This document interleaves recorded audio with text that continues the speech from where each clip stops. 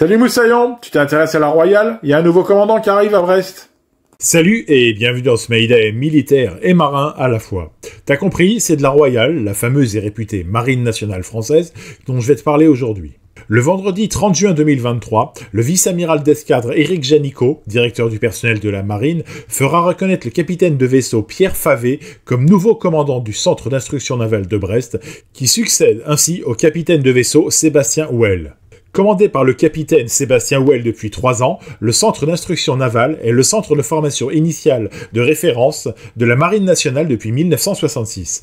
Véritable lieu de réussite tourné vers la mer, le CIN rassemble l'école de Mestras, l'école des Mousses et le lycée naval. Il a pour principale vocation d'accueillir des jeunes s'engageant dans la marine ou s'y préparant, de leur donner une première formation de marin professionnel et opérationnel et de leur transmettre les valeurs de la marine nationale. Le capitaine de vaisseau Pierre Favé s'est engagé dans la marine nationale en 1991 en intégrant l'école de Mestras. Après une première affectation au sein de la base aéronavale de Lanbiway, il est admis à l'école militaire de la flotte en 1994.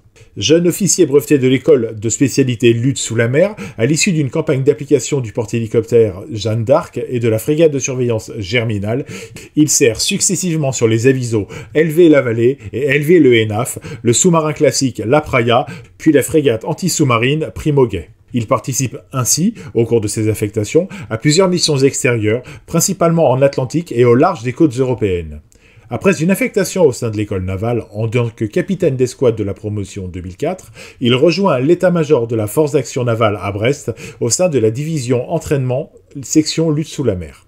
Au cours de cette affectation, il participe à l'opération Baliste au large du Liban à bord du TCD Sirocco. Il prend le commandement du bâtiment école Léopard ainsi que du groupe des bâtiments écoles en juillet 2008. Admis à l'école de guerre qu'il suit à Paris en 2010-2011, il est affecté au Maroc en 2011 au sein du Collège royal de l'enseignement militaire supérieur en tant que professeur coopérant. De retour en France en 2013, il poursuit une carrière dans les écoles de la marine à Brest, à l'école navale en tant que chef du département des écoles, puis au centre d'instruction navale en tant que directeur de l'enseignement.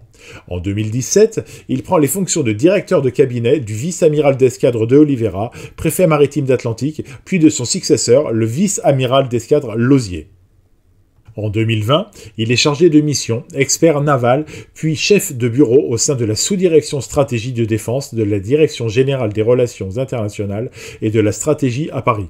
En 2022, il rejoint l'école de guerre en tant que cadre, professeur de groupe.